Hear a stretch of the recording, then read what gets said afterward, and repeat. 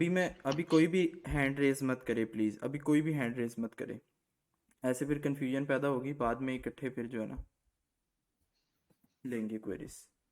अच्छा, स्क्रीन मेरी शेयर हो रही है? एग्जैक्टली तो जी बॉस हो रही है।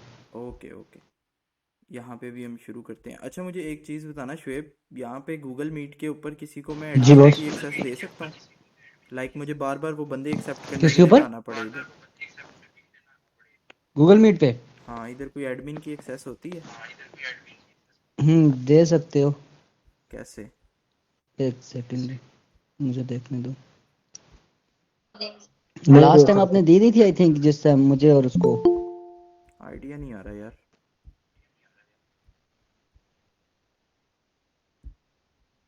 चलो बहरहाल मैं बीच बीच में आ जाऊँगा एक्सेप्ट करने के लिए। चले, मैं साथ कंट्रोल कर रहा हूँ, आप देखें। हम्म, माशाल्लाह बंदे आज काफ़ी आ गए। अच्छा जी, ग्रेट यार। आज का हमारा टॉपिक है, मेन टॉपिक। शुएब माइक बंद कर लेना काइंडली।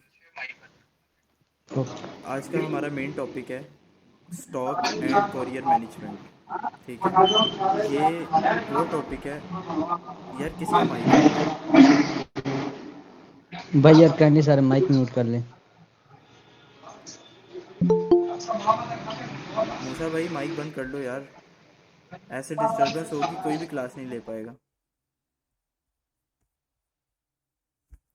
अच्छा, आज का हमारा जो मेन टॉपिक है ना वो है मेन से जगह। Stock and courier management. ठीक है, इस टॉपिक के ऊपर बहुत कम लोग बात करते हैं। ठीक है, एंड मैंने सोचा कि यार ये एक ऐसा टॉपिक है जिसके ऊपर डिस्कशन बनती है। तो आज मैं आपको प्रॉपर तरीका बताऊंगा कि किस तरह आप लोग अपने स्टॉक्स को मैनेज कर सकते हैं, प्लस पाकिस्तान में जो सबसे बड़ा इशू है कोरियर्स का, आपने उनको किस तरह प्रॉपर तरीके से टैकल करना है। ठीक है, क्योंकि एक बिगिनर बंदे को इन लोगों से बात करना ही नहीं आती फर्स्ट ऑफ ऑल, तो वो कैसे आगे इनको डील कर पाएगा। तो पहले हमारा जो टॉपिक है वो रहेगा स्टॉक मैनेजमेंट का। ठीक है, स्टॉक मैनेजमेंट के अंदर कुछ सवाल आते हैं जो कि मैं नॉर्मली अपनी टिकटॉक की वीडियोस से या फिर सोशल मीडिया पे कहीं पे भी क्वेश्चंस आते हैं तो मैंने उनमें से कुछ सवाल लिए हैं। ठीक है, जो कि मैं यहाँ पे भी आप लोगों को उनका आंसर करूँगा। मोस्टली लोगों के यही सवाल होते हैं, क्वेरीज आधी से ज़्यादा लोगों की क्लियर हो जाएंगी इसमें। स्टॉक मैनेजमेंट के अंदर सबसे पहला सवाल ये आता है कि भाईजान हमें कितनी क्वांटिटी परचेज करनी चाहिए। सबसे पहला और मेन क्वेश्चन आता है कि हमें कितनी क्वांटिटी परचेज करनी चाहिए अपने विनिंग प्रोडक्ट की या फिर उस प्रोडक्ट की जिसकी हमें सेल्स आ रही हैं। अब यहाँ पे एक बिगिनर बंदा गलती कर जाता है। बिगिनर बंदा इस तरह गलती कर जाता है कि वो जब उसको 4 5 10 ऑर्डर्स आना शुरू हो जाते हैं, वो क्या करता है, 100 200 300 पीसेस का स्टॉक उठा लेता है कि भाई मेरे से बड़ा तो मार्केटर ही कोई नहीं है, मैं जो है सेल कर लूँगा इसको। वहाँ पे उसकी इन्वेस्टमेंट बाउंड हो जाती है। ठीक है, 100 पीसीस के लिए अगर 500 रुपये का भी पीस है तो 50,000 रुपये आई थिंक सो लगते हैं कि उसकी इन्वेंट्री वहाँ पे बाउंड हो जाती है, पेमेंट वहाँ पे स्टक हो जाती है। अनटिल अनलेस उसके वो 100 पीसीस जो हैं कोरियर की तरफ जाएं, कोरियर की तरफ से डिलीवर्ड हों, फिर उनकी पेमेंट वापस आई। ये एक काफ़ी लॉन्ग चेन है।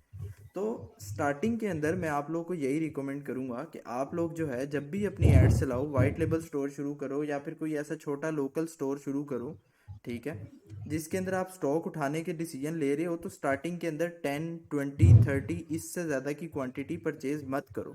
ठीक है, जब आपका स्टोर इस लेवल पे हो कि आपका काम जो है 200 300 ऑर्डर्स पर वीक पे चला जाए, पर वीक की मैं बात कर रहा हूँ, पर डे की बात नहीं कर रहा। और एक और चीज़ मैं यहाँ पे स्पेशली मेटा मार्केटर्स के लिए जो है ना ये क्लास रखी है। टिकटॉक के ऊपर मैं कोई भी जो है प्रेफरेंस नहीं देता कि टिकटॉक के ऊपर मार्केटिंग करके आपको स्टॉक के डिसीजन लेने चाहिए।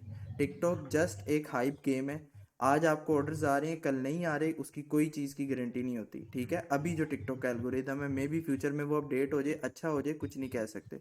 बट फॉर नाउ टिकटॉक ऐसा ही है, आज आपको ऑर्डर्स दे रहा है, कल आपको ऑर्डर्स नहीं देगा वो। तो यहाँ पे आपने शुरू में जो क्वांटिटी परचेज करनी है फॉर सेफ हैंड्स, आपने ज़्यादा से ज़्यादा 20 से 30 पीस आपने परचेज करनी है क्वांटिटी। वो क्यों करनी है कि अगर आपकी फॉर एग्जांपल 10 ऑर्डर्स के बाद आपकी कैंपेन्स आपको ऑर्डर्स देना बंद कर दें, जो कि हो जाता है कुछ केसेस के अंदर।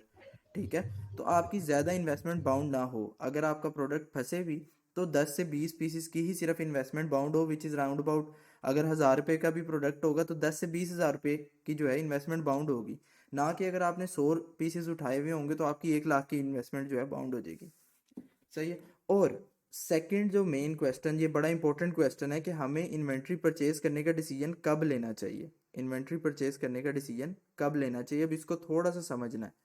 जब भी आप लोग काम शुरू करो, वाइट लेबल का काम शुरू करो, प्राइवेट लेबल शुरू करो, प्राइवेट लेबल में भी ऑब्वियसली आप कोई ना कोई प्रोडक्ट्स की टेस्टिंग करते हो, उसके बाद जाके डिसीजन लेते हो कि यार इस प्रोडक्ट को मुझे प्राइवेट लेबल में कन्वर्ट करना है ताकि मेरी ब्रांड वैल्यू बन सके, ताकि मैं इस ब्रांड को लॉन्ग टर्म सस्टेन करवा सकूं इन मार्केट। तो इन्वेंट्री परचेज करने का डिसीजन कब लेना चाहिए हमें। एक बिगिनर बंदा कहेगा कि भाई 5 ऑर्डर आ गए हैं, चलो जी 20 पीस उठाने चलो। वहां पे भी आपने 20 पीस नहीं उठाने, ठीक है, सेफ एंड के लिए। आपने क्या करना है, जब भी काम शुरू करना है, तो पाकिस्तान में ड्रॉप शिपर्स जो हैं बहुत गंदे हैं, इस चीज़ को मैं मानता हूँ। बहुत गंदी सर्विसेज हैं, आपको हमेशा लॉस में डालते हैं वो, अगर आप बड़े लेवल पे उनके साथ काम करते हो, ठीक है। बट फॉर स्टार्ट वो आपकी हेल्प कर सकते हैं in terms of product testing. वो कैसे, आपने अपनी कैंपेन शुरू की, अब पहले दिन से आपकी कैंपेन ने जो है आपको 30 40 50 ऑर्डर्स पर डे पे नहीं लेके चले जाना, मेटा की कैंपेन ने, ठीक है। वो पहले दिन हो सकता है आप 500,000 का बजट लगाओ, वो आपको 2 परचेजेस दे, 3 परचेजेस दे, ग्रेजुअली वो इंक्रीज करती जाएगी, आप उसका बजट इंक्रीज करते रहोगे, एंड ग्रेजुअली आप 50 to 70 to 100 orders per day पे जाओगे। उसको एक टाइम लगता है। तो शुरू में आपने हर ड्रॉप शिपिंग प्लेटफॉर्म के साथ, या फिर जो प्लेटफॉर्म आपको अच्छा लगता है, ईजी टू यूज़ है, उस प्लेटफॉर्म के साथ आपने अकाउंट बना लेना है। ड्रॉप शिपिंग प्लेटफॉर्म की मैं बात कर रहा हूँ। उससे होगा क्या, उससे होगा ये कि जब आप लोग प्रोडक्ट टेस्ट करोगे, फॉर एग्जांपल आप लोग 10 प्रोडक्ट टेस्ट करते हो, और उस 10 में से 5 प्रोडक्ट फेल हो जाते हैं, 5 विनिंग निकल आते हैं। अब जो 5 विनिंग निकल आएंगे, जो रेगुलर ऑर्डर्स देंगे, उनके भी जो शुरू के ऑर्डर्स होंगे, वो उनकी इन्वेंट्री तो आपके पास पड़ी भी नहीं है, इन्वेंट्री तो आपने शुरू में परचेज करनी ही नहीं है।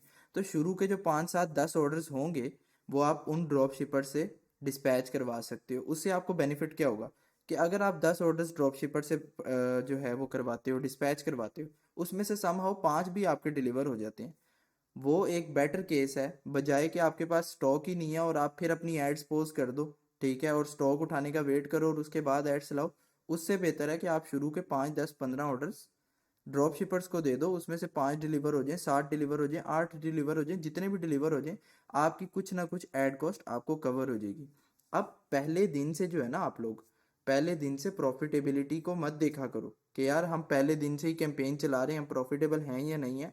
ये बिजनेस है, ये मजाक नहीं है, ठीक है। इसको थोड़ा टाइम दो। शुरू में आप लोग 50,000 रुपये का बजट जो है वो साइड कर लो। अगर आपने वाइट लेबल स्टोर चलाना है, आप लोग 50,000 रुपये का बजट साइड पे कर लो फॉर ओनली टेस्टिंग पर्पजेस। उसके अंदर 10 प्रोडक्ट टेस्ट करो, 5,000 ईच प्रोडक्ट को दो। उन 10 में से आपको कोई 5 6 ऐसे पोटेंशियल वाले प्रोडक्ट्स मिलेंगे जिनको आप लॉन्ग टर्म में स्केल कर सकते हो, 8 8 9 9 10 10 महीने एक ही प्रोडक्ट को चला सकते हो। मैं खुद एक एक प्रोडक्ट को जो है 8 8 9 9 महीने चलाया हुआ है लोकल मार्केट के अंदर। तो जो लोग ये कहते हैं ना कि भाई ट्रेंड है, ट्रेंड के बाद प्रोडक्ट नहीं सेल होता, ऐसा बिल्कुल भी नहीं है, बिल्कुल भी ऐसा नहीं है। आपको अगर पोटेंशियल वाला प्रोडक्ट मिल जाए, फर्स्ट ऑफ ऑल आपकी प्रोडक्ट सिलेक्शन अच्छी होनी चाहिए, उसके बाद आपको प्रॉपर टेस्टिंग करनी आनी चाहिए। बहरहाल वो आज का हमारा टॉपिक नहीं है, उसके ऊपर इंशाल्लाह हम दोबारा कोई सेशंस रखेंगे जहाँ पे हम वो भी चीज़ों को थोड़ा सा डिटेल में डिस्कस करेंगे। अब ये 2 क्वेश्चन हमारे क्लियर हो गए कि हमने कितनी क्वांटिटी परचेज करनी है, कब परचेज करनी है, शुरू में कैसे काम करना है। थर्ड स्टेप आ जाता है बहुत एक इम्पोर्टेंट, स्पेशली लड़कियों के लिए, जो वुमेन्स जो हैं घर से बैठ के ये काम करना चाह रही होती हैं, ठीक है, या वो लड़के जो भी यंग एज में हैं, 16 17 की एज में, 18 की एज में, उन्हें ज़्यादा मार्केट्स का नहीं पता होता, तो वो ये पूछते हैं कि हम क्वालिटी किस तरह चेक कर सकते हैं। इसमें मैं आपको लिटरली कोई फेक होप्स नहीं दूंगा। बेस्ट इसका पॉसिबल सोल्यूशन है कि आप मार्केट निकलो, खुद जाके क्वालिटी चेक करो। अगर आप वो नहीं कर सकते, देन लिंक्स यूज़ करो। लिंक्स किस तरह यूज़ करने हैं, फॉर एग्जांपल आप छोटे हो, आपके अब्बू छोटे नहीं है, आपके अब्बू के कोई ना कोई लिंक्स होंगे मार्केट में बंदों के साथ, आप उनको यूज़ करो। आप अपने पापा को कहो कि मैंने ये बिजनेस स्टार्ट किया है, पापा नहीं है, चाचू हैं, ताया हैं, मैं मतलब कहना चाह रहा हूँ कि कोई भी बड़ा बंदा, ठीक है, जिसके मार्केट में कहीं ना कहीं तो लिंक्स होंगे, ऐसा हो ही नहीं सकता कि किसी बंदे के मार्केट में लिंक्स ना हो। तो आप उनको कहो कि यार मुझे ये बिज़नेस शुरू किया है, मुझे एक ऐसा बंदा चाहिए जो मेरे बिहाफ पे बस क्वालिटी वगैरह चेक कर ले, स्टॉक वगैरह उठा ले मुझे, क्योंकि अभी इसमें मसला हो रहा है, आहिस्ता आहिस्ता मैं सीख लूँगा तो बाद में मैं खुद कर लूँगा। वो आपको लिंक्स अरेंज करके दे देंगे। पाकिस्तान में बहुत अच्छा कल्चर है, लोग एक दूसरे की मदद करते हुए बिल्कुल भी नहीं डरते, ठीक है। तो आप लोग उनको कैश आउट कर सकते हो, बदले में उनको भी कुछ बेनिफिट्स दे दो, ठीक है। जैसे कि वो अगर आपके लिए निकल रहे हैं, आप उनको फ्यूल चार्जेस दे दो, उनको पर डे कुछ इनकम दे दो, ठीक है, 2,000 3,000 पर डे दे दो एक दिन के लिए, अगर वो निकल रहे हैं हफ्ते में आपके लिए, तो that is not an issue. 2-3 हज़ार रुपये वहाँ पे इन्वेस्ट कर दो, उनको भी पता होगा कि यार मेरे फ्यूल चार्जेस भी निकल रहे हैं, मैं जो मेहनत कर रहा हूँ उसका मुझे सिला भी मिल रहा है, दैट्स इट। और अगर कोई नहीं लेता, कोई वैसे जनरसली आपकी हेल्प कर देता है, तो वो तो और बेटर सिनेरियो कि आपके 2-3 हज़ार भी बच जाएंगे। तो आप क्वालिटी इस तरह चेक कर सकते हो। प्रेफरेंस ये है कि आप खुद मार्केट में निकलो, उसके बाद जो है अगर वो नहीं हो सकता, आप लिंक्स यूज़ करते हुए किसी और बंदे के बिहाफ पे क्वालिटी चेक करके माल उठाओ। सबसे बड़ी रीज़न फेलियर्स की पाकिस्तान में यही होती है, लॉन्ग टर्म प्रोडक्ट्स इस वजह से नहीं चल पाते, क्वालिटी के ऊपर घाटा हो जाता है। क्वालिटी के ऊपर घाटा हो जाता है, प्रोडक्ट्स जो वीडियोस के अंदर दिखा रहे होते हैं, क्योंकि हमारा मसला है ना, हम सबसे पहले जो है जब प्रोडक्ट चलाते हैं ना, तो हम जो है भाई साहब वो करते हैं, क्या कहते हैं, अपना चाइनीज़ क्रिएटिव उठाते हैं, ठीक है। अब चाइनीज़ क्रिएटिव्स जो है ना, वो चाइनीज़ लोगों ने अपने प्रोडक्ट्स के हिसाब से बनाए होते हैं, उस क्वालिटी का प्रोडक्ट आपको पाकिस्तान की लोकल मार्केट से नहीं मिलता, सही है। तो डिफरेंस वहीं पे आ जाता है कि जो वीडियो में दिखा रहे हो आप, वो आप भेज नहीं रहे कस्टमर को, आपका कस्टमर लॉन्ग टर्म रिटेन नहीं कर रहा, वो आगे किसी को रेफरल नहीं दे रहा, और आपका स्टोर लॉन्ग टर्म सिनेरियोज में फेल हो रहा है, सही है। तो यहाँ पे आपने इस चीज़ का ध्यान रखना है कि क्वालिटी हमेशा मेंटेन रखो, प्रोडक्ट उठाओ, खुद उसकी वीडियोस बनाओ, लाइव उसके डेमो दिखाओ कि यार ये इस तरह वर्क करता है। चाइनीज़ क्रिएटिव्स को शुरू में यूज़ कर लो 5 10 15 ऑर्डर्स के लिए, उसके बाद उसको स्किप कर दो। अच्छे क्रिएटिव्स बनाओ, खुद बना लो, किसी एजेंसी से बनवा लो, 5 7 10 हज़ार रुपये लगते हैं। जब आपने एक प्रोडक्ट से 5 से 10 मिलियन का रेवेन्यू जनरेट करने का गोल रखा हुआ है, तो फिर उसके ऊपर 5 10 हज़ार 15 हज़ार क्रिएटिव्स के ऊपर इन्वेस्ट करना कोई इतना बड़ा इशू नहीं होना चाहिए आपके लिए।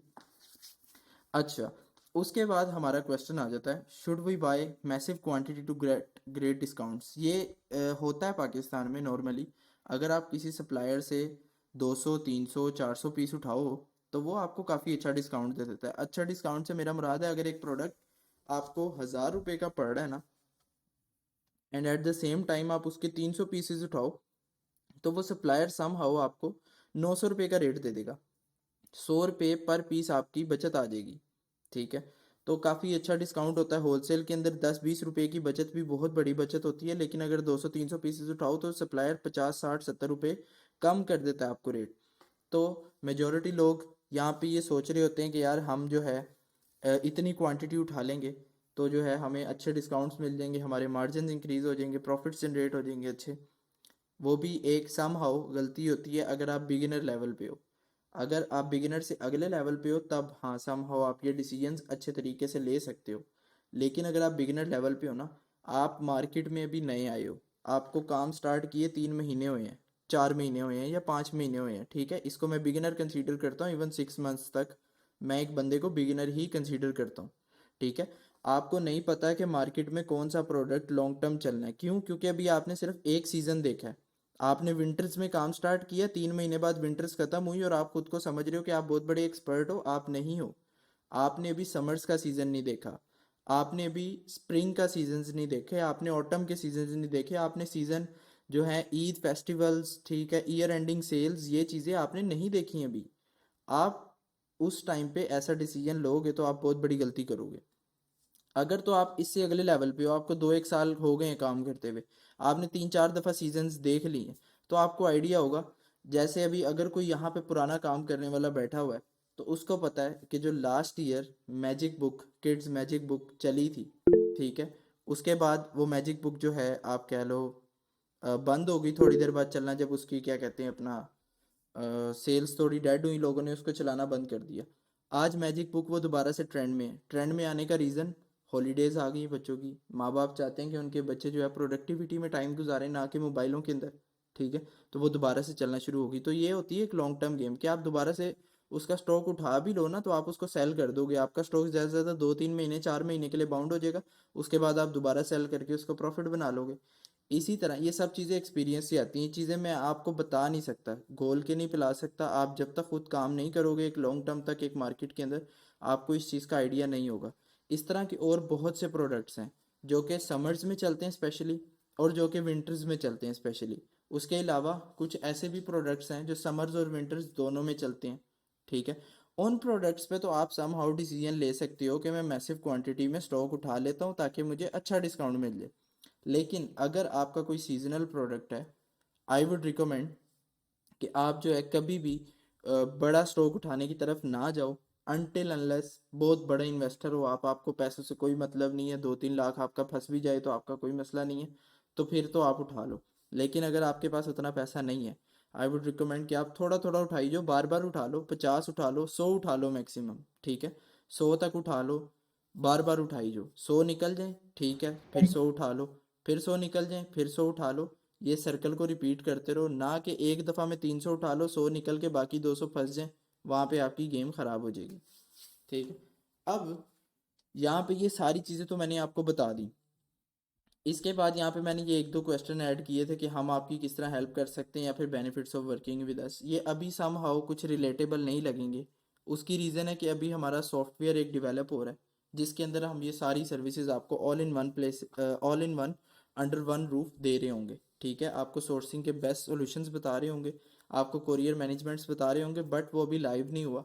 तो अभी मैं इन दोनों क्वेश्चंस को यहाँ पे स्किप कर देता हूँ, यहाँ पे स्किप कर देता हूँ, मैं अपनी कोई प्रमोशन नहीं करता अभी, जब होगा तब करूँगा। नेक्स्ट हमारे पास जो टॉपिक आता है कोरियर मैनेजमेंट, ये बहुत इंपॉर्टेंट रोल आपका प्ले करता है आपकी ई कॉमर्स की जर्नी के अंदर। मैं यहाँ पे किसी ड्रॉप शिपिंग की नहीं बात कर रहा, मैं यहाँ पे वाइट लेबल की नहीं बात कर रहा, मैं प्राइवेट लेबल की नहीं बात कर रहा स्पेसिफिकली, मैं आपके ई कॉमर्स की बात कर रहा हूँ। ई कॉमर्स के अंदर सारी चीज़ें आ जाती हैं। अगर आपका कोरियर अच्छा नहीं है, भले आप प्राइवेट लेबल रन कर लो, भले आप जो है वाइट लेबल रन कर लो, आप फ्लॉप हो जाओगे। अब पहला सवाल जो इसके अंदर हर बंदा ही मेरे से पूछ रहा होता है कमेंट्स के अंदर, विच कोरियर इज़ बेस्ट, और मैं हर किसी को एक ही जवाब देता हूँ, कोई भी नहीं। ठीक है, कोई भी कोरियर पाकिस्तान में बेस्ट नहीं है। ये मैंने अपने एक्सपीरियंस से काम करके सारी चीज़ें देखी हुई हैं। कोरियर के ऊपर चढ़ के रहना पड़ता है। आप भले ट्रैक्स यूज़ कर लो, आप भले टीसीएस यूज़ कर लो, आप भले किसी की थर्ड पार्टी सर्विस यूज़ कर लो, या आप पोस्ट एक्स कोई भी कोरियर आप यूज़ कर लो, ठीक है, जब तक आपकी प्रॉपर उनके ऊपर नज़र नहीं होगी, आप डेली बेसिस पे अपने पार्सल्स को नहीं देख रहे होगे, तब तक आप जो है किसी भी कोरियर के साथ अच्छा काम नहीं कर सकते। उसकी रीज़न है, देखो उसकी मल्टीपल रीजंस हैं, अगर आप उस चीज़ को समझो। क्या रीजंस हैं? फर्स्ट ऑफ ऑल, आपके ऑफिस में काम करने वाला जो अमला है वो कामचोर है। आपकी कौम के अंदर ये चीज़ कूट कूट के भरी है कि कामचोरी। फिर ऑफिस के अमले से अगर बाहर आया जाए तो आपका राइडर जो है वो भी कामचोर है। आपका राइडर बहुत बड़ा कामचोर है, उसको अगर एड्रेस नहीं समझ आता, वो वहाँ पे फेक अटेम्प्ट डाल देता है, वो कहता है भाई कस्टमर नॉट अवेलेबल, और आपका पार्सल डाल देता है रिटर्न में। सही है। ये दोनों काम चोरियों के अलावा मसला वहाँ पे ख़राब आता है जबकि सेलर भी काम चोर हो, यानी कि मैं और आप, अगर मैं काम चोरी करूँगा, मैं वहाँ पे प्रॉपर उनके ऊपर नज़र नहीं रखूँगा, मुझे रिटर्न पड़ेंगे और वो मुझे बनते हैं रिटर्न, मेरे हक में है वो रिटर्न, ठीक है, मैं उसमें कोरियर को ब्लेम नहीं कर सकता। क्यों? काम चोरी मेरी अपनी साइड से हुई है। तो इसलिए कोई भी कोरियर बेस्ट नहीं है। जब भी आप काम स्टार्ट कर रहे हो, आप मल्टीपल कोरियर से काम स्टार्ट करो। टीसीएस का पोर्टल खुलवा लो, लेपर्ड्स का खुलवा लो, पोस्टेक्स, ट्रैक्स, ये 4 पोर्टल्स खुलवा लो। ये चारों बेस्ट हैं ई कॉमर्स के लिए, ठीक है, बेस्ट इन सेंस ऑफ कि ये पेमेंट्स थोड़ी जल्दी दे देते हैं सिवाय टीसीएस के। टीसीएस महीने में एक दफ़ा देता है, बाकी दोनों जो है, बाकी तीनों जो हैं वो हफ्ते के वीकली पेमेंट्स का सिस्टम होता है उनका, तो वो पेमेंट्स थोड़ी जल्दी आ जाती हैं। तो आप इनके साथ अकाउंट बना लो, लेकिन उसके अलावा आप लोग जो है अपनी नज़र रखो उन कोरियर्स के ऊपर। आउट फॉर डिलीवरी पे आपका स्टेटस जाए, आप कस्टमर को कॉल करो कि भाईजान आपका पार्सल डिलीवर होने वाला है, आप जो है प्लीज़ रेडी रहिएगा उसको एक्सेप्ट करने के लिए। राइडर की आपको कॉल आएगी, उसको एक्सेप्ट कर लीजिएगा। कस्टमर रिटर्न कर दे, कस्टमर से वेरीफाई करो कि हाँ भाई आपने वाकई रिटर्न किया, राइडर ने फेक दिया। अगर कस्टमर कहे कि भाई मैंने खुद रिटर्न किया, चलो तब तो कहानी ख़त्म। अगर वो कहे कि मैंने रिटर्न नहीं किया, तो आपको कोरियर वालों से बात करनी पड़ेगी, उनके असिस्टेंट से बात करनी पड़ेगी, उस पार्सल को अपने री अटेम्प्ट करवाना पड़ेगा ताकि आपको फ्री का रिटर्न ना पड़े। इसी तरह अगर हम बात करें कि फ़र्स्ट कन्फर्मेशन और शुरू में किस तरह हमें ऑर्डर डिस्पैच करना चाहिए, तो उसके भी कुछ तरीके होते हैं। उसकी दो स्ट्रेटजीज़ हैं। एक तो फर्स्ट ऑफ ऑल, आप अपने कस्टमर को कॉल ही 24 घंटे बाद करो, ठीक है, मतलब कि 24 घंटे का उसको टाइम दे दो ऑर्डर करने के बाद, उसके बाद आप उसको कॉल करो। हाँ जी भाई ऑर्डर कन्फर्म है, अगर वो 24 घंटे बाद भी कंफर्म कर रहा है, 90% चांसेस हैं कि उसने और भी बहुत जगह से देखा होगा प्रोडक्ट, उसे नहीं समझ आया होगा, उसने वहाँ पे आपको जो है कंफर्म कर दिया कि हाँ जी यार मुझे आपका ही समझ आया, आप कंफर्म कर दो। एक तो ये केस। दूसरा केस क्या है कि आप अगर ऑर्डर लग रहा है और आप अपने कस्टमर को साथ ही ऑर्डर कंफर्मेशन के लिए कॉल कर रहे हो within 30 to 50 minutes, which is good, okay, no issue, ठीक है। उसके बाद क्या करो, उसके बाद आप आफ्टर 7 to 8 आवर्स उसको दोबारा एक कॉल खड़का दो। उसको कॉल करके कहो, सर सुबह हमने या शाम को कल शाम को हमने आपसे ऑर्डर कंफर्म किया था, अभी हम आपका ऑर्डर डिस्पैच करने लगे हैं, काइंडली हमें बता दें कि आपका ऑर्डर वाकई कंफर्म है तो हम डिस्पैच कर दें। जो तो कस्टमर वहाँ पे हो गया इरिटेट, जो कस्टमर वहाँ पे हो गया इरिटेट, यकीन करो उसका पार्सल निकलवाओगे भी तो रिटर्न आ जाएगा, ठीक है। आपने क्या करना है, जो कस्टमर इरिटेट हो गया तमीज़ से उसका फ़ोन बंद कर दो, उससे बात करके अगर वो इरिटेट होके भी कंफर्म कर देना, उसका फ़ोन बंद कर दो, उसका पार्सल ही डिस्पैच ना करवाओ। फजूल के 300 रुपये के जो चार्जेस आपको पड़ने हैं वो नहीं पड़ेंगे, ठीक है। आप जो है उसका पार्सल ही डिस्पैच ना कराओ। जो कस्टमर इरिटेट ना हो वो मतलब कि उसको प्रोडक्ट चाहिए ही चाहिए। फिर सेकंड क्वेश्चन यहाँ पे आ रहा है हमारे पास, ये बहुत ज़्यादा मतलब कॉमन क्वेश्चन है कि what rates should we get in start from couriers. मैं यहाँ पे अगर लिखूँ अगर आगे आगे तो फ्रॉम कोरियर्स, ठीक है। What rates should we get in start from couriers. अब यहाँ पे देखो, मैं अगर कोई कोरियर यूज़ करता हूँ, मुझे उनके रेट मिलते हैं 120, 130। वो क्यों मिलते हैं, मैंने उनको पार्सल्स बहुत ज़्यादा दिए हुए हैं, ठीक है। मेरा एक उनके पास पोर्टफोलियो बिल्ड है, मेरा जो है उनके पास समझ लो एक तरह से बैकग्राउंड सामने है कि हाँ यार ये बंदा बहुत अच्छा काम करने वाला है। अब इस वजह से मुझे 120 to 130 रेट मिलते हैं। अब एक बिगिनर बंदा जब एक कोरियर के पास जाएगा ना, ये उसी तरह है जैसे आप मार्केट में जाओ सप्लायर के पास और पहली दफ़ा में उसको कह दो कि यार हमें 100 रुपये सस्ती दो चीज़, वो आपको कहेगा भाई आगे हो। लेकिन अगर आप उससे पांचवी दफ़ा परचेज करने जाओगे, वो आपको 100% डिस्काउंट देगा। तो कोरियर्स भी शुरू में आपको इसी तरह ही डील करते हैं। स्टार्ट में उन्हें आपका नहीं पता होता, आपको उनका नहीं पता होता। वो पहले आपका पोटेंशियल देखते हैं, उसको इवेल्युएट करते हैं, उसके बाद आपको अच्छे रेट्स देते हैं। शुरू में आपको मुनासिब रेट्स मिल सकते हैं 200 से 250 के बीच में। पोस्टेक्स, लेपर्ड और ट्रैक्स, ये तीनों तो आपको इसके बीच में रेट दे देंगे। सम हाउ टीसीएस थोड़ा सा महंगा हो सकता है, लेकिन अगर उनसे भी प्रॉपरली नेगोशिएट किया जाए तो वो इस प्राइस रेंज के अंदर आ जाते हैं। बट अगर नहीं आ रहे तो वो 300 तक जाएंगे मैक्सिमम। इससे ऊपर अगर जाएंगे तो फिर उनसे एग्री मत करो, उनसे बहस करो, बार्गेन करो, 300 के अंदर अंदर उनको लेके आओ, ठीक है। 300 बहुत बड़ी लिमिट है कि जहाँ तक आपने जाना है इन स्टार्ट, उससे ऊपर जाओगे तो आपका अपना ही घाटा है, उसमें किसी और का घाटा नहीं है, ठीक है। तो यहाँ पे ये चीज़ समझ लो कि जब आप काम शुरू कर रहे हो, इन स्टार्ट की मैं बात कर रहा हूँ, आपको 200, 250 से 300 तक के रेट्स मैक्सिमम मिलेंगे कोरियर्स की तरफ से। जब आपका काम बढ़ जाएगा, आप अपना पोर्टफोलियो सामने रख के उनसे बात कर सकते हो कि देखें जी मैडम या सर, हमने शुरू किया था, हमारे 2 पार्सल्स पर डे थे, अभी हमारे पार्सल्स 30 हो गए हैं पर डे, ठीक है, 2 से 30 हो गए हमारे पार्सल्स। अब आप काइंडली हमें सूटेबल रेट्स दें ताकि हम आपके साथ काम अच्छा कर सकें। तो वो आपकी बात सुनेंगे भी, वो कहेंगे हाँ जी भाई पोटेंशियल कस्टमर है, इसको अच्छा रेट देना चाहिए, वो आपके रेट्स डाउन कर देंगे। 250 से वो आपको 150, 160, 170 पे ले आएंगे, ठीक है। तो ये सब चीज़ों को टाइम लगता है। अब थर्ड एक बहुत बड़ा क्वेश्चन है, how to manage couriers according to cities. इसके ऊपर कोई बात नहीं करता। क्यों नहीं करता? मैं अगर सीधे अल्फाजों में कहूँ, काम चोरी की आदत है। काम चोरी की आदत क्या है? पोस्टैक्स से मैंने अकाउंट खुलवाया, मैंने सारे पार्सल्स ही अपने पोस्टैक्स से देने, ठीक है। क्यों देने हैं? टाइम बच रहा है मेरा। अगर आपने टाइम बचाना है तो आपकी रिटर्न रेशो कंट्रोल नहीं हो पाएगी। आपने क्या करना है, थोड़ा सा स्टैट्स को इवेल्युएट करना है। स्टैट्स किस तरह इवेल्युएट करने हैं, थोड़ा सा एथिकल हैकिंग के अंदर आ जाता है कि आप कोरियर्स के बैकग्राउंड का डाटा निकालो, आपको पता लग जाएगा। लेकिन अगर आपको नहीं आ रहा, मैं सिंपल सिंपल अल्फाजों में बता देता हूँ, किसी को एथिकल हैकिंग नहीं आती है अगर, सिंपल सिंपल अल्फाजों में मैं आपको बता देता हूँ। मेन सिटीज़ जो है ना आपकी, उधर आपका हर कोरियर ही बेस्ट है, ठीक है। आपका टीसीएस भी बेस्ट है, आपका लेपर्ड भी बेस्ट है, राइडर, पोस्टेक्स, ट्रैक्स सारे बेहतरीन हैं। जो आपकी मेन सिटीज़ हैं, जोन ए की सिटीज़, जब भी आप कोरियर के साथ अकाउंट खुलवाते हो ना, आपको जोन्स मिलते हैं। वो आपको जो प्रपोजल भेजते हैं उसके अंदर zone A, zone B, zone C, zone D mentioned होता है। जोन ए के अंदर सारे कोरियर बेस्ट हैं, अच्छे से वो अटेम्प्ट करते हैं, डिलीवर कर देते हैं, क्योंकि जोन ए में जो है मेन सिटीज़ होती हैं और मेन सिटीज़ के अंदर एड्रेसेस प्रॉपर होते हैं, तो वहाँ पे उनको कोई भी इशू नहीं आता। जोन बी के अंदर आपने क्या करना है, जोन बी के अंदर जो भी आपके ऑर्डर्स अगर आ रहे हैं, फॉल कर रहे हैं, तो आप लोग कोशिश करो उसको टीसीएस के थ्रू भिजवाओ। जोन बी के अंदर मैं ये प्रेफर करता हूँ कि आप जोन बी के पार्सल जो है टीसीएस के थ्रू भिजवाओ।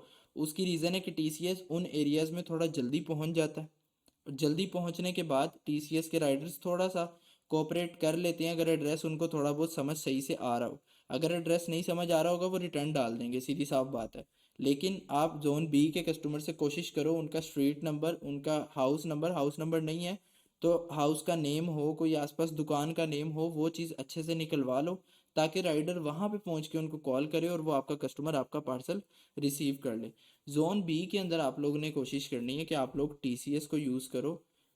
जोन ए के अंदर पोस्टैक्स, ट्रैक्स, टीसीएस कोई भी यूज़ कर लो। जोन बी के अंदर TCS, zone C and D के अंदर आप लोग यूज़ करो लेपर्ड्स। उसकी रीज़न है, लेपर्ड हर गांव के इलाके के अंदर जाके ना बैठा हुआ है, प्रॉपरली अटेम्प्ट भी कर लेता है। उसकी जो है सिस्टम ऐसा है कि वो प्रॉपर कॉल रिकॉर्डिंग भी देता है गांव वाले कस्टमर की, कि हमने भाई इसको कॉल की और ये देख लें आपके कस्टमर ने आगे से क्या कहा। मैंने प्रॉपर सुनी हुई है, खुद सुनी हुई है मैंने ये कॉल्स। मेरे कस्टमर्स ने वाकई इस तरह की है कि जो है राइडर को उन्होंने कहा कि हमें नहीं चाहिए, जब हम उनको कॉल कर रहे हैं तो वो कह रहे हैं जी राइडर हमारे पास आया नहीं, मतलब कि कस्टमर ड्रामेबाज। ठीक है, तो लेपर्ड्स को आप प्रेफर करो zone C and zone D के अंदर। साथ ही साथ लेपर्ड को मिक्स करते रहो जोन ए वाले पार्सल्स के साथ। क्यों? ताकि अगर उनके पास कोरियर्स के पास पार्सल ज़्यादा जाएंगे तो वो आपको रेट्स अच्छे दे देंगे। तो इस तरह करके आप मिक्स करके जो है अपने कोरियर्स को मैनेज कर सकते हो। अब ये एक टाइम टेकिंग प्रोसेस है, शुरू में आपको बहुत ज़्यादा मसले आएंगे इस प्रोसेस को इम्प्लीमेंट करने में, लेकिन वंस आप इम्प्लीमेंट कर लोगे तो आप देखोगे कि भाई वाकई ये वर्थ इट है, मैं जो टाइम लगा रहा हूँ वो वर्थ इट है। यहाँ पे फिर वही क्वेश्चन आ गया, is it suitable to give all shipments to one courier और शुड वी स्प्लिट इट। यहाँ पे मेरा आंसर यही है कि आप लोग जो है इसको स्प्लिट करो, इस पार्सल्स को स्प्लिट करो। अगर आपको 20 ऑर्डर आ रहे हैं तो आप 5 टीसीएस को दो, 5 ट्रैक्स को दो, 5 पोस्टेक्स को दो और 5 जो है लेपर्ड्स को दो। उससे होगा आपका हर कोरियर के अंदर पोर्टफोलियो बन जाएगा। जब आपका हर कोरियर के अंदर पोर्टफोलियो अच्छे से बन जाएगा तो आपको हर कोरियर की तरफ से रेट्स भी अच्छे मिलेंगे। फिर जब कल को आपका काम बढ़ जाएगा तो उनकी तरफ से आपको पर्सनल असिस्टेंस भी मिल सकती है। ठीक है, नाउ मोस्ट इम्पोर्टेंट बहुत ज़बरदस्त question, how to handle fake customers. देखो पाकिस्तान में ना ई कॉमर्स करने का एक मसला नहीं है। पाकिस्तान में आपका कस्टमर भी ड्रामेबाज है, पाकिस्तान में आपका जो है कोरियर वाला भी ड्रामेबाज है, और सबसे बड़े ड्रामेबाज हैं सेलर्स। सेलर्स किस तरह ड्रामेबाज हैं, मैं सेलर्स को ड्रामेबाज क्यों कह रहा हूँ? अभी तक 2024 के अंदर अभी तक पाकिस्तान में लोगों के साथ स्कैम हो रहा है। स्कैम किस तरह? प्रोडक्ट दिखाते कुछ हैं, बेचते कुछ हैं। अब आपने वो कहावत सुनी होगी, एक गंदी मछली जो है पूरे तालाब को गंदा करती है। वो इसी तरह करती है कि अगर एक बंदे ने किसी ऑनलाइन स्टोर से, फॉर एग्जांपल वो उबैद स्टोर है, किसी ने उबैद स्टोर से कोई प्रोडक्ट ऑर्डर की और उबैद स्टोर ने उसके साथ कर दिया स्कैम, तो भाई साहब उसका जो है किसी और के XYZ स्टोर के ऊपर से ट्रस्ट उठ जाएगा। जैसे आपका दराज आज से काफ़ी टाइम पहले गंदा हुआ मार्केट में कि भाई वो सही पार्सल नहीं बेचते, अच्छे पार्सल नहीं बेचते, अभी देख लो उसकी रेपुटेशन इतनी ख़राब हुई है कि लोग उसको दोबारा ट्रस्ट करते हुए थोड़ा सोचते हैं। आहिस्ता आहिस्ता आ रहे हैं, दराज को बार बार ऑफर्स लगानी पड़ रही हैं, सेल्स लगानी पड़ रही हैं, तब जाके वो कस्टमर्स को कैच कर पा रहा है। उसी तरह एक ख़राब सेलर आपका शॉपिफाई का जो है पूरी मार्केट गंदी कर देता है। अब वो ख़राब सेलर्स आ क्यों रहे हैं, क्यों मार्केट में आ रहे हैं, क्यों मार्केट ख़राब हो रही है? भाई देखो सिंपल सी बात है, मैं इस चीज़ से बहुत ज़्यादा इरिटेट होता हूँ। चीज़ों को बहुत आसान करके दिखाया जा रहा है, टू बी ऑनेस्ट। हर बंदा लगा हुआ है, आप शॉपिफाई कर लें, आप इतना कमा लेंगे, आप उतना कमा लेंगे, 5,000 से शुरू कर लेंगे, 10,000 से शुरू कर लेंगे, 20,000 से शुरू कर लेंगे। इतना आसान बना के दिखाया जा रहा है ना कि आपकी मार्केट में गंद ही बहुत ज़्यादा आ रहा है। आज से 2 साल पहले जैसे आपकी अमेज़ोन में इतना गंद घुसा, हर बंदा ही अमेज़ोन का वीए बना बैठा था, उसी तरह जब रियल इस्टेट की फील्ड अच्छी चली तो हर बंदा ही रियल इस्टेट डीलर बन गया। सही है, अब टाइम आ गया शॉपिफाई का, बुरा टाइम जिसे कह लो। अच्छे सेलर्स तो अपनी जगह पे हैं ही हैं, बुरे सेलर्स की एडिशन की वजह से अच्छे सेलर्स को भी नुकसान उठाना पड़ रहा है। तो यहाँ पे फेक कस्टमर्स क्यों आते हैं? मैंने ये नॉर्मली कस्टमर बिहेवियर देखा है कि अगर उसको एक पार्सल कहीं से ख़राब मिल जाता ना, मैं ये नहीं कह रहा 100% कस्टमर इस तरह उसके होते हैं, बट 30 to 40% रेशियो है इस तरह की, कि अगर उनको एक पार्सल कहीं से ख़राब मिल जाता ना, उनके सामने उस प्रोडक्ट की कोई भी ऐड आती है ना, वो उसके स्टोर पे जाके फेक ऑर्डर्स प्लेस कर देते हैं। रीज़न, ये ऑर्डर कर दिया हमने, हम इसको कंफर्म कर देंगे, ये भेजेगा, वापस जाएगा, इसको डिलीवरी पड़ जाएगी, इसको पता लग जाएगा कि इसने स्कैम नहीं करना। अब पाकिस्तान में कस्टमर इतने जो है, मतलब कह लो, क्या कहूँ मैं उनको, कि इतने ज़्यादा वो ख़राब हैं कि वो ये नहीं सोचते कि उन्होंने स्कैम, जिस जिस स्टोर ने उनके साथ स्कैम किया वो तो गायब हो गया, बाकी स्टोर्स को उसका नुकसान क्यों देना, वो ये चीज़ नहीं सोचते। ठीक है, ऑर्डर्स कर देते हैं फेक कस्टमर्स। कॉल पे भी आपको कंफर्म कर देंगे, जी जी जी हमारा पार्सल कंफर्म है, क्योंकि झूठ बोलने की तो वैसे ही हमें बहुत ज़्यादा आदत है, जो कि आजकल हर बंदा ही बोल रहा है। ठीक है, तो आपने क्या करना है, उनको हैंडल किस तरह करना है, ऊपर जो मैंने स्ट्रेटजी बताई है, फर्स्ट कॉल आपने कर लेनी है विद इन 30 to 50 मिनट्स। हाँ जी भाई, पर पार्सल कंफर्म है, वो कंफर्म कर देगा। दूसरी कॉल आपने 7 से 8 घंटे बाद कर देनी है। 7 से 8 घंटे बाद करोगे ना, जो कस्टमर इरिटेट होगा ना, मेजोरिटी चांसेस होते हैं कि भाई वो फेक कस्टमर्स हैं। ठीक है, वो आपको रिटर्न डालेंगे। उसमें मैं ये नहीं कह रहा 100% रिटर्न वाले होते हैं कस्टमर्स, उसमें ये होता है 50% पार्सल एक्सेप्ट कर लेते हैं और 50% डिलीवरी फेल कर देते हैं, आपको 50% की वो पड़ जाते हैं चार्जेस। ठीक है, तो आपने वो वाली स्ट्रेटजी इंप्लीमेंट करनी है फेक कस्टमर्स को रिफाइन करने के लिए, कि ताकि आप बेस्ट कस्टमर्स तक ही अपना प्रोडक्ट पहुंचा पाओ, आपको डिलीवरी रेशो भी अच्छी मिले, आपको जो है बाकी सब मामला आप प्रॉफिटेबल वे में जो है कारोबार कर सको पाकिस्तानी मार्केट के अंदर। अच्छा, कोरियर मैनेजमेंट के अंदर जो है ना, मैं आपको थोड़ा सा अपना ये पॉइंट एक्सप्लेन कर दूं कि हम इसमें आपके बेनिफिट कैसे दे सकते हैं कोरियर मैनेजमेंट के अंदर। जैसे आप लोग अभी देख रहे होगे, यहाँ पे हमारे पास जो है एक वेयर हाउसिंग का सेक्शन है ऑन डिस्कॉर्ड। ठीक है, अभी ये बिल्कुल ब्लैंक है, यहाँ पे सॉफ्टवेयर डेमो भी है, प्रोसेस भी है, सारे मामला आते हैं।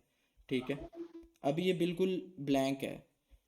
इसमें होगा क्या, इसमें हम आपको ऑलमोस्ट सारे couriers under one roof provide कर देंगे, भले वो टीसीएस हो, भले वो लेपर्ड हो, भले वो ट्रैक्स हो, पोस्टेक्स हो। ठीक है, जो भी कोरियर्स हैं आपको अंडर वन रूफ मिल जाएंगे with discounted rates.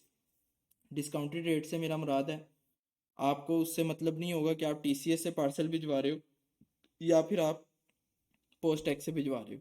For example आपको 200 रुपये फिक्स रेट हो गया कि यार 200 रुपये आपने पे करने, भले आप टीसीएस से भिजवाओ, भले आप जो है पोस्ट टैक्स से भिजवाओ। थर्ड नंबर पे बेनिफिट हम आपको उसमें ये दे रहे हैं कि जो ऊपर मैंने बात की है स्प्लिटिंग वाली, कि पार्सल स्प्लिट करने जोन वाइज। ठीक है, zone A, zone B, zone D, zone C. ठीक है, उसके अंदर ऑटोमेशन आपको मिली हुई इस चीज़ की। ये आप कह लो एक्सपीरियंस से और थोड़ा डाटा स्क्रैप करने के बाद हमने चेक किया कि कौन से एरिया में कौन से कोरियर्स बेस्ट हैं, कौन से राइडर्स कौन से एरिया में अच्छा परफॉर्म करते हैं और कौन से एरिया में बुरा परफॉर्म करते हैं। जिन कोरियर्स के राइडर्स जिन एरिया में अच्छा परफॉर्म करते हैं, हमने अपनी ऑटोमेशन के अंदर उनको ये सेट किया कि अगर कोई हमारा कस्टमर पार्सल बुक करता है और इस एरिया का पार्सल होता तो वो इस कोरियर को जाना चाहिए। थोड़ा सा कॉम्प्लिकेटेड है, हर बंदे को शायद समझ में ना आए। ठीक है, लेकिन ये थोड़ी एडवांस लेवल चीज़ है कि जिसके अंदर हम सारी चीज़ें अंडर वन रूफ आपको प्रोवाइड कर रहे हैं। एक तरह से 3PL सर्विस प्रोवाइड कर रहे हैं। ठीक है, जिसके अंदर आपको सारे कोरियर्स मिल जाएंगे, अच्छे रेट्स मिल जाएंगे, उसके अलावा आपको ऑटोमेटिकली ऑटोमेशन मिल जाएगी। आपको खुद नहीं दिमाग खपाना पड़ेगा कि मेरा जोन सी का ऑर्डर है तो मैंने कौन से कोरियर से बुक करना था, नहीं, सॉफ्टवेयर में ऑटोमेटिकली ये सेलेक्टेड होंगी सारी चीज़ें, बस आपने वन क्लिक करना है, आपको ऑटोमेशन मिल जाएगी। ठीक है, तो ये अभी लॉन्च नहीं हुआ, लॉन्च हुए बगैर बिना डेमो दिखाए मैं अगर इसको समझाऊंगा शायद आप लोगों को समझना मुश्किल हो जाए, बट इसके ऊपर हम वर्किंग कर रहे हैं। पॉसिबली रमज़ान के अंदर ही हम इसको लॉन्च कर दें, अगर नहीं हो पाएगा तो ईद के बाद तो प्रॉपरली ये लॉन्च हो ही जाएगा। तो उसमें आप लोग को बहुत ज़्यादा बेनिफिट्स भी मिलेंगे, आपको अच्छे कोरियर भी मिल जाएंगे, कोरियर को मैनेज किस तरह करना है वो भी मिल जाएगा। उसके अलावा वीआईपी रेट्स और सोर्सिंग, मतलब बहुत कुछ मिलने वाला है उस सॉफ्टवेयर के अंदर आपको। वो जब लॉन्च होगा मैं ऑब्वियसली उसके फीचर्स भी आपको बताऊंगा, एंड फिर जिसका मूड होगा वो उस सॉफ्टवेयर को अवेल कर लेगा। अभी हमारा जो है सेशन इन्हीं दो चीज़ों के ऊपर था, stock management and courier management. I hope so कि आप लोगों ने जो है कुछ ना कुछ शायद इसमें नया सीखा हो। कुछ चीज़ें पुरानी होंगी जो आप लोगों ने पहले भी कई दफ़ा सुनी होंगी, कुछ चीज़ें हो सकता है आपने नई सुनी हो, आप लोगों की नॉलेज में इजाफा हुआ हो या आप लोग उसको अच्छे तरीके से इम्प्लीमेंट कर पाओ। ठीक है, अभी का सेशन हम यहीं पे एंड करते हैं। उसके अलावा